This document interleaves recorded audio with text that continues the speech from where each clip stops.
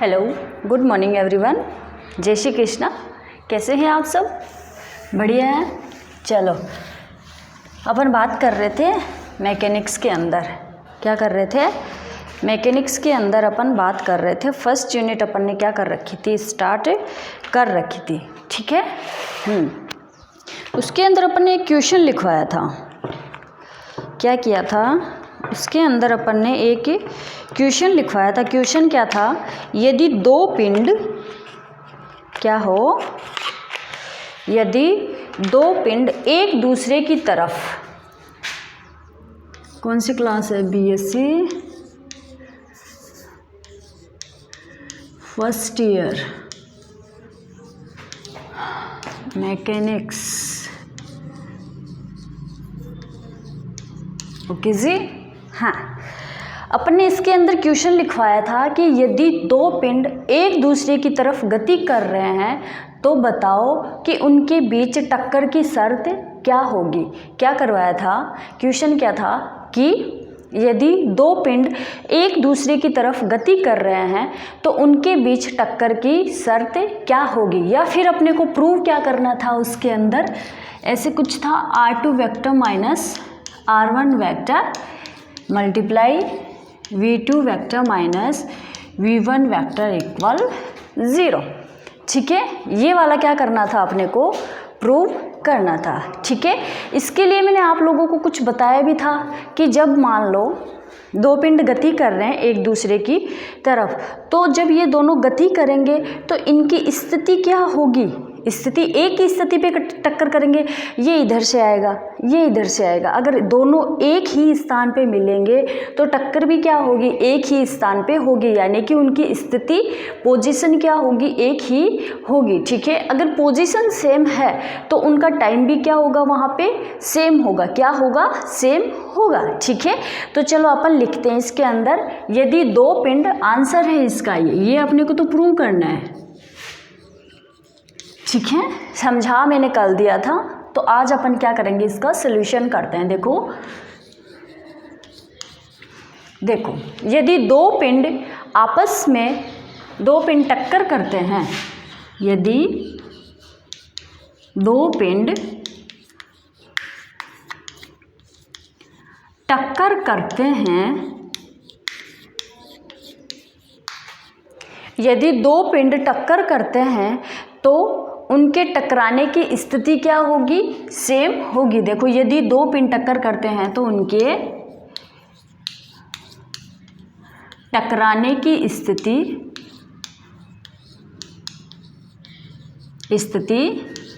स्थिति बोलेंगे पोजीशन को, स्थिति या पोजीशन क्या होगा? सेम होगा। ठीक है, अब अपन ने बात की थी कि ये दो पिंड जब आपस में टकराएंगे तो दो चीज़ सेम होगी। क्या होगी? एक तो क्या सेम हो जाएगी? पोजीशन सेम हो जाएगी, और दूसरी कौन सी हो जाएगी? टाइम भी इनका क्या होगा? सेम होगा। ठीक है, तो मान लो यदि दो पिंड टक्कर करते हैं तो फर्स्ट पॉइंट तो क्या हो गया आंसर के अंदर अपना? ये हो गया कि यदि दो पिंड टक्कर करते हैं तो उनके टकराने की स्थिति या पोजीशन क्या होगी? सेम होगी। क्लियर है? चलो, सेकेंड पॉइंट इसके अंदर अपन लिखेंगे, यदि दो पिंड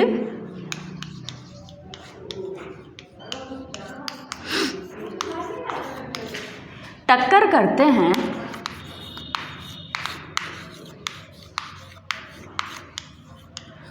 तो उनके टकराने का टाइम, समय, तो उनके टकराने का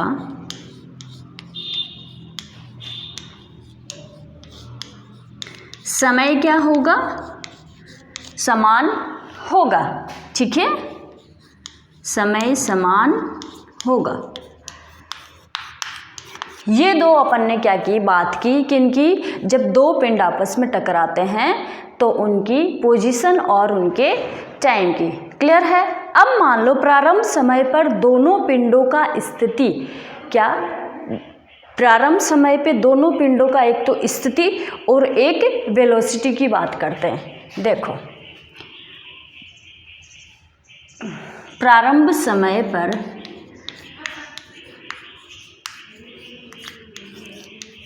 या फिर प्रारंभिक समय पर दोनों पिंडों का स्थिति दोनों पिंडों की स्थिति।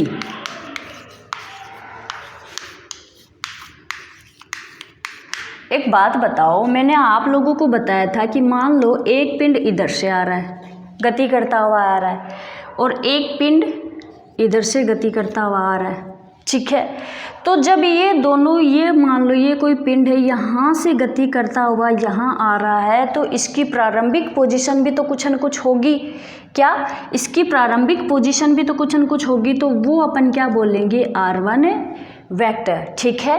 और इसकी पोजीशन क्या बोलेंगे? प्रारंभिक पोजीशन। जब ये यहाँ से गति करता हुआ यहाँ पर आएगा तो इसकी यहाँ से कुछ न कुछ तो पोजीशन होगी, उसको अपन क्या बोल देंगे?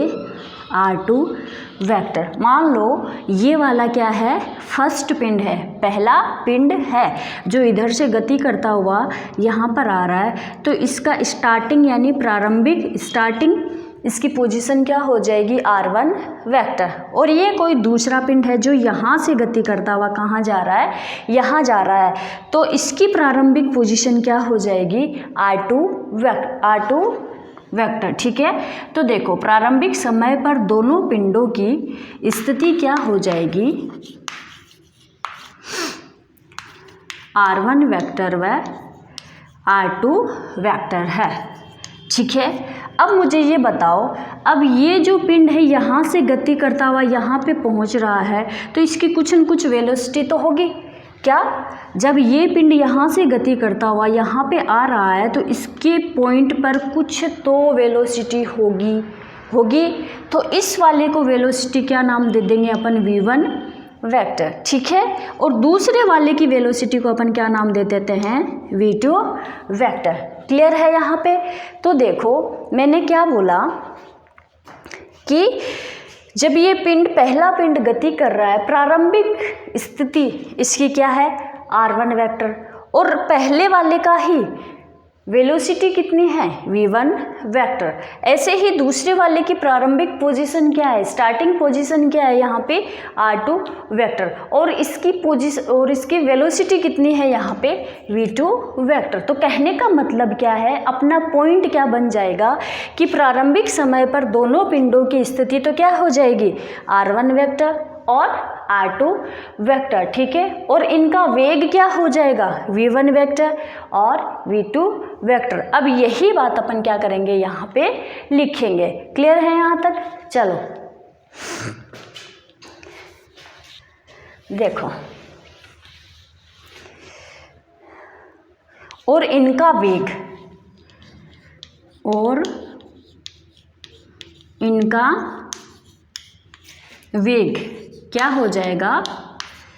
V1 वेक्टर व V2 वेक्टर है, ठीक है। देखो मैं नहीं चाहती कि आप लोगों को ऐसा भी कुछ भी पॉइंट हो जो आप लोगों को समझ में नहीं आए, ठीक है।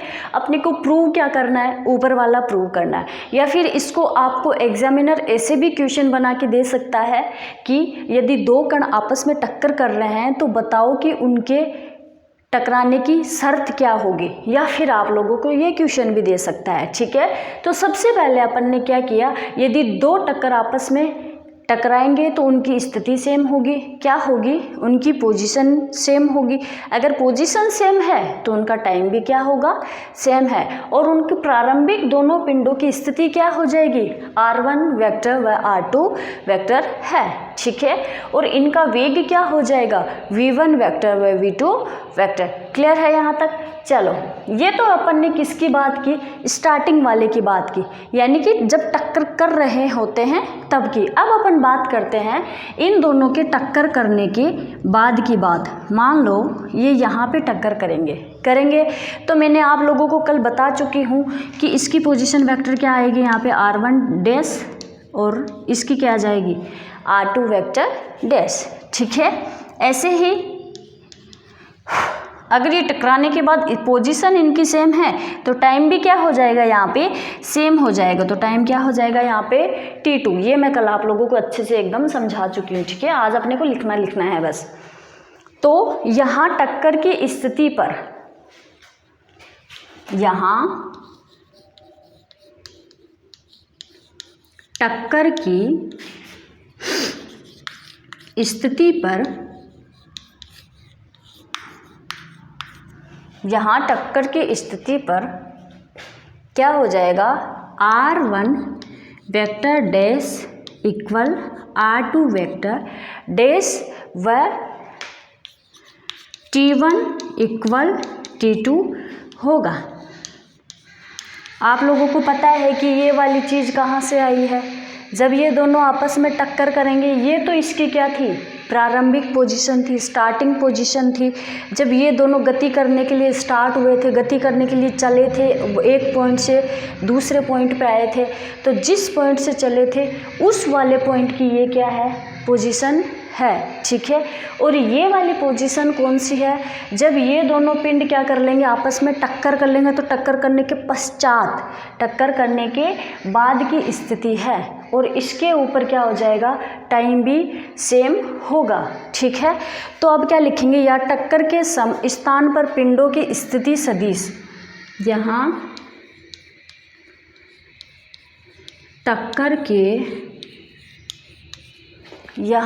टक्कर के स्थान पर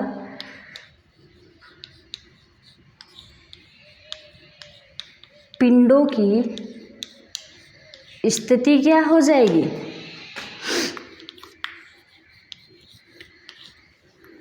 R1 वेक्टर डैश व R2 वेक्टर डैश है, R1 वेक्टर डैश व R2 वेक्टर डैश है। ठीक है, और टकराने का समय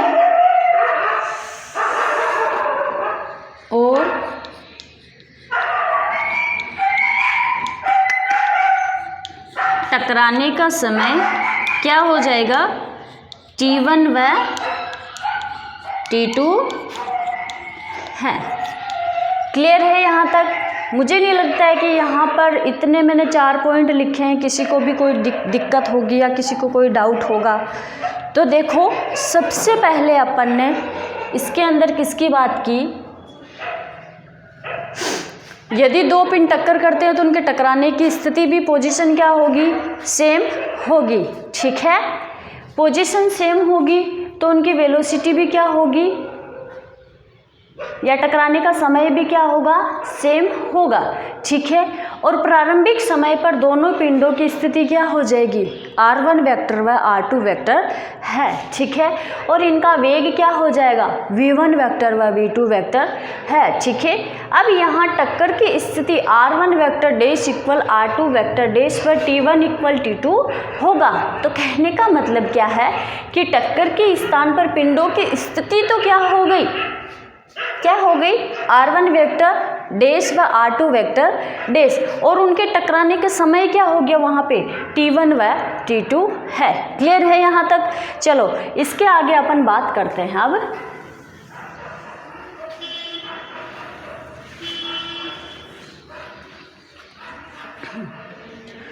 आ जाओ, फ्रॉम पोजीशन ट्रांसफॉर्मेशन इक्वेशन, क्या लिखेंगे, ट्रांसफॉर्मेशन इक्वेशन से। ठीक है, फ्रॉम पोजीशन, पीछे पड़ी थी ना, फ्रॉम पोजीशन ट्रांसफॉर्मेशन इक्वेशन। ठीक है, ये इक्वेशन क्या थी अपने पास, R vector dash equal R vector minus VT, ऐसे कुछ इक्वेशन थी। ठीक नहीं थी? किस वाले में थी, एक समान आपेक्षिक वेग से गतिशील तंत्रों में रूपांतरण समीकरण निकाला था उसके अंदर। तो T है इसके अंदर, तो कहने का मतलब क्या है, ये time dependent equation, transformation equation है। ठीक है, तो देखो ये इक्वेशन अपन ने लिख दी। पिंड कितने हैं अपने पास, 2 पिंड है। ठीक है, तो प्रथम पिंड के लिए अपन समीकरण 1 इस प्रकार प्रदर्शित करेंगे।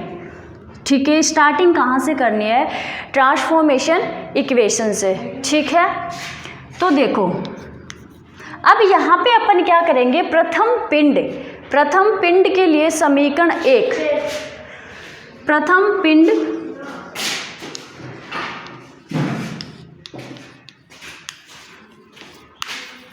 पिंड के लिए क्या कर देंगे अपन, पिंड कितने हैं अपने पास, 2 है।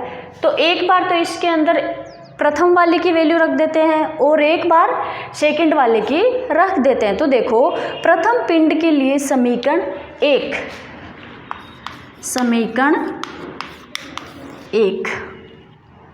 निम्न प्रकार प्रदर्शित करते हैं, या फिर निम्न प्रकार है ऐसे लिख दो, कोई दिक्कत नहीं है, कैसे भी करो, ठीक है। तो देखो प्रथम वाले की बात कर रहे हैं, इक्वेशन अपने पास कौन सी पोजीशन ट्रांसफॉर्मेशन इक्वेशन है।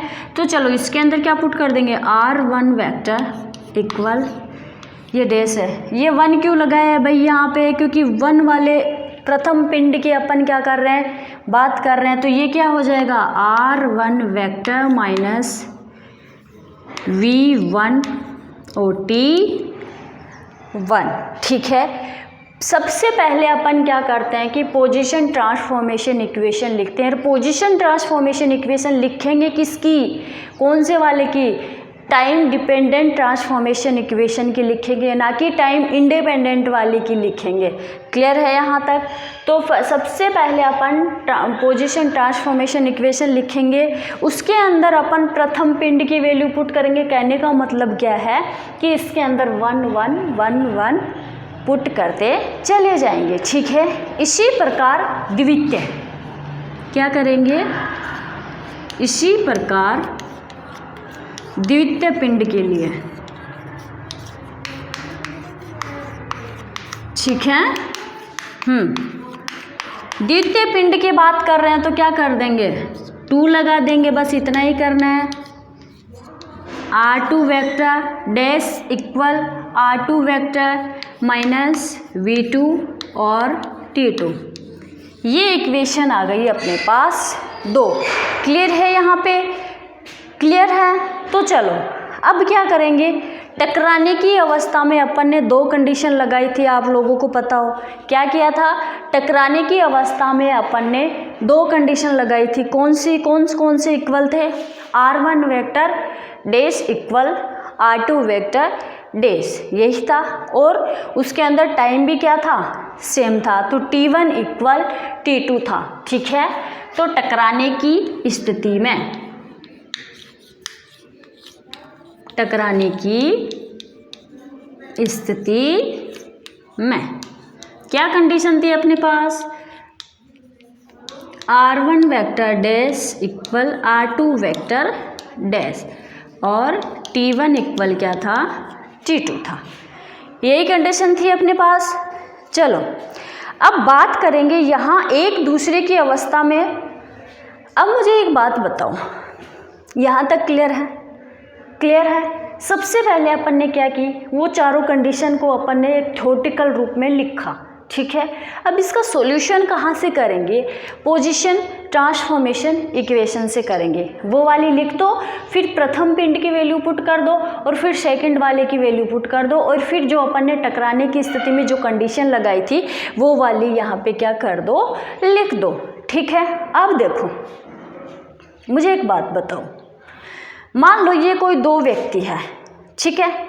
अब मैं इससे पूछूं कि भाई बता तेरा वेग क्या है, क्या, मान लो ये कोई 2 व्यक्ति है। अब मैं इस वाले व्यक्ति से पूछती हूँ कि भाई बता कि तेरी वेलोसिटी कितनी है, तो क्या ये अपनी वेलोसिटी बताएगा, बताएगा नहीं बताएगा। क्यों, क्योंकि खुद व्यक्ति यानी कि मैं हूँ, तो मैं खुद कभी भी अपनी वेलोसिटी नहीं बता सकती हूँ, ठीक है, नहीं बता सकती हूँ। तो मान लो कि ये कोई 2 व्यक्ति है, मैंने इसको बोला कि भाई बता तेरी वेलोसिटी कितनी है, तो ये अपनी वेलोसिटी, खुद की वेलोसिटी, स्वयं की वेलोसिटी स्वयं कभी भी नहीं बता सकता है, ठीक है।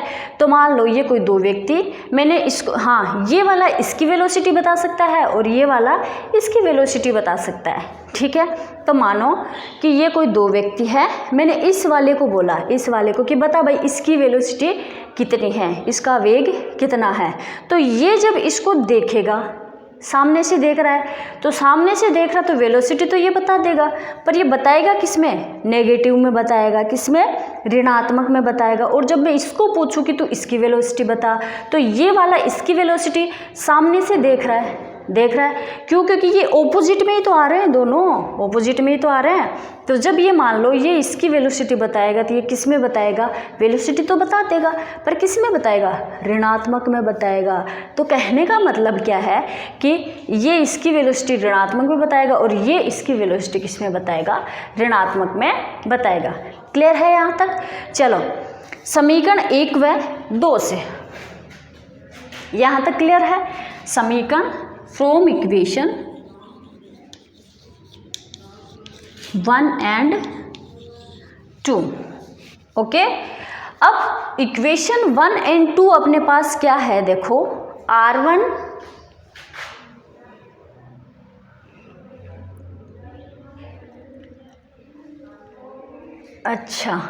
2 and 3। ओके, तो क्या कर लेंगे अपन? R1 vector dash equal R2 vector dash. ठीक है, इन दोनों की कंडीशन को अपन क्या कर देते हैं? इक्वल में रख देते हैं। ओके, अब मान लो अब अपन इसकी वैल्यू क्या करेंगे? पुट कर देंगे। आ जाओ, इक्वेशन क्या थी अपने पास? R1 vector dash equal R2 vector dash. ठीक है, ये इक्वेशन 2 थी और ये इक्वेशन क्या थी? 3 थी। तो इक्वेशन 2 की वैल्यू क्या थी अपने पास? R1 प्लस V1 और T1। ऐसे ही कुछ थी, ऐसे ही कुछ थी कि नहीं थी?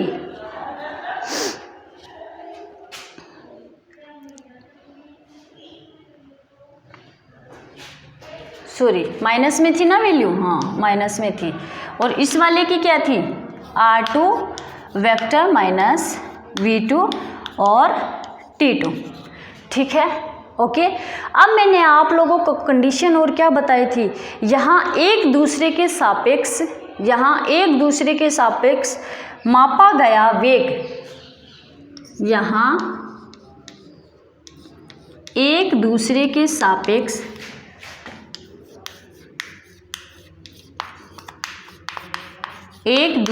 सापेक्ष मैंने बोला था ना कि एक व्यक्ति खुद का वेग नहीं बता सकता है कभी, तो मतलब यहाँ एक दूसरे के सापेक्ष मापा गया वेग ऋणात्मक होगा। मापा गया वेग क्या होगा? ऋणात्मक होगा। ठीक है, देखो क्या बताया था कि ये दो व्यक्ति है कोई, इससे मैंने बोला कि इसका वेग बता, इससे बोला कि इसका वेग बता। तो इसको बोलूँगी तो ये अपने सापेक्षित इसका मापेगा और इसको बोलूँगी तो ये अपने सापेक्षित इसका मापेगा। तो क्या करेगा? सापेक्षित तो मापेंगे। अगर सापेक्ष मापा गया वेग क्या होगा? ऋणात्मक होगा। तो ये वाला वेग क्या है? सापेक्ष मापा गया है। तो मान लो इसको मैं ऐसे लिख सकती हूँ, क्या मानोगे? तो क्या? Minus V1 vector T1 vector, मापा गया वेग है तो माइनस में ही तो आएगा। तो क्या आ जाएगा? R2 माइनस पहले से भी है और जब इसका वेग मापा तो माइनस में आ गया, तो V2 और T2। तो ये इक्वेशन अपने पास क्या बन जाएगी? R1 vector minus plus. ठीक है, V1 T1 equal R2 plus V2 और T2। क्लियर है यहाँ तक? ठीक है, अब ये अपनी क्या हुआ? अब मुझे एक बात और बताओ आप लोग।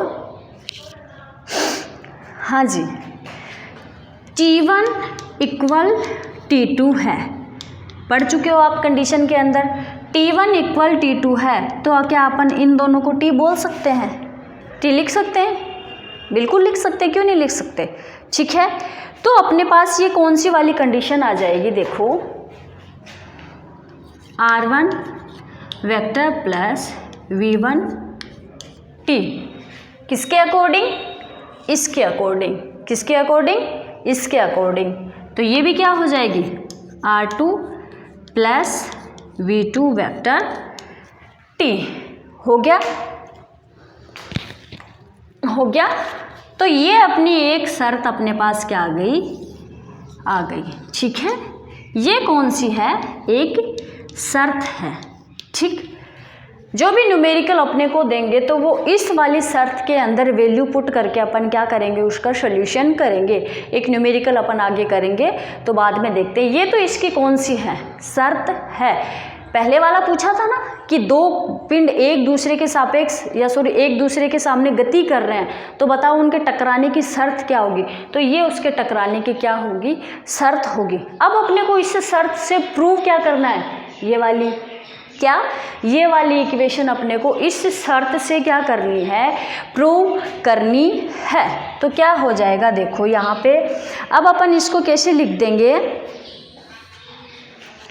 R2 vector plus V2 vector T minus R1 vector minus V1 vector T। Clear है। इसको इस साइड ले आए तो ये क्या हो गया, माइनस में हो गया। ठीक है, इक्वल में क्या चल रहा है अपने पास, 0 चल रहा है। तो देखो यहाँ से क्या कर लेंगे, R2 माइनस R1 को क्या कर लेंगे, कॉमन ले लेते हैं। क्या कर लेते हैं, यहाँ से R2 माइनस R1 को कॉमन ले लेते हैं। ठीक है, अब T क्या कर लेंगे अपन यहाँ से, मान लो V2 vector minus V1 vector. ठीक है, T को क्या कर देते हैं, बाहर निकाल देते हैं। ठीक है, क्यों, क्योंकि T एक क्या है, सदिश राशि है।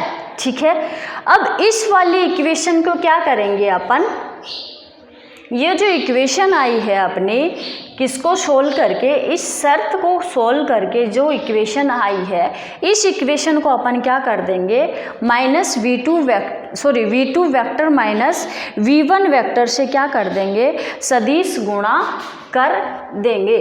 क्या कर देंगे, देखो ये इक्वेशन आई कौन सी अपनी, R2 vector minus R1 vector plus V2 vector minus V1 vector T equal 0, ये वाली इक्वेशन आई। ठीक है, इस इक्वेशन को अपन क्या कर देंगे, V2 माइनस V1 से क्या कर देंगे, सदिश गुणा कर देंगे। क्या कर देंगे, सदिश गुणा कर देंगे। तो देखो गुणा करते हैं अपन, इस इक्वेशन को, इस समीकरण को V2 माइनस V1 से मल्टीप्लाई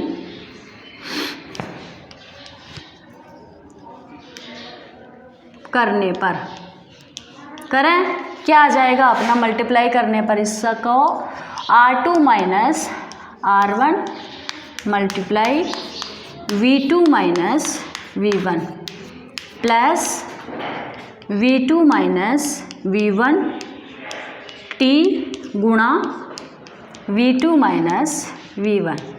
ठीक है, T क्या एक सदिश राशि नहीं है, T यहाँ पे क्या एक सदिश राशि नहीं है। तो इसको मान लो अपन क्या कर लेते हैं, बाहर निकाल लेते हैं। ठीक है, तो V2 माइनस V1 इसको क्या कर लो, बाहर निकाल लो।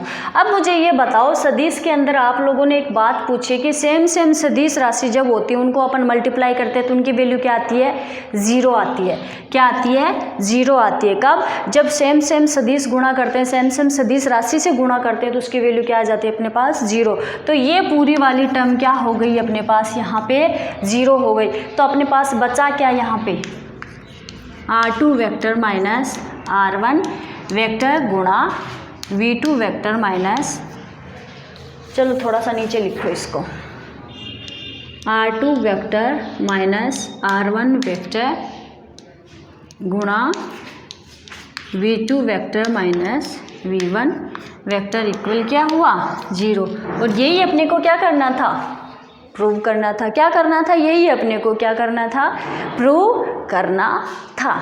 क्लियर है यहाँ तक, किसी को कोई डाउट, किसी को कोई डाउट है भाई, नहीं है। ठीक है, अगर हो तो आप लोग पूछ लेना। ठीक है, चलो आज के लिए इतना ही।